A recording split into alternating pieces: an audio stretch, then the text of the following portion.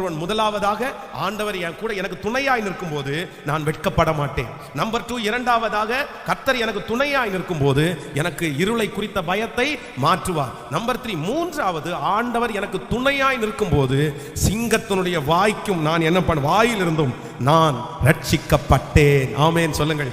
இதுக்கு அர்த்தம் என்ன அப்படின்னா, சிங்கத்தினுடைய வாயில போயிட்டு ஒரு மனுஷன் திரும்பி வெளியே வர முடியாது.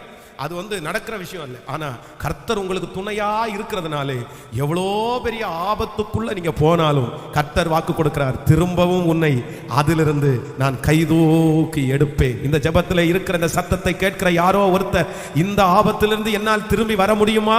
இந்த வியாதியிலிருந்து நான் மீண்டு வருவேனா? இந்த கடனிலிருந்து நான் மீண்டு வருவேனா?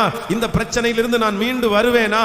கர்த்தராகிய ஆண்டவர் வாக்கு கொடுக்கிறார், நான் உனக்கு துணையாய் நிற்கிறதுனாலே சிங்கத்தினுடைய வாயிலிருந்தும் நீ ரட்சிக்கப்படுவாய். நன்றாய் கரங்களை தட்டி கர்த்தருடைய நாமத்தை, சிங்கத்தினுடைய வாய்க்கும் நீ தப்புவிக்கப்படுவாய். ஹல்லேலூயா.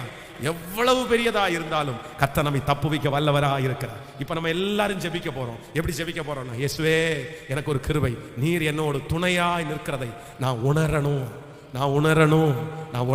ஆமென். இங்க இருந்து இந்த ஜெபத்தை முடித்து போகும்போது, இல்லைன்னா ஆன்லைன்ல ஜெபத்தை கேட்டு முடிக்கும் போது உங்களுக்கே ஒரு தைரியம் வரணும். இயேசு என்னோடு கூட இருக்கிறார்.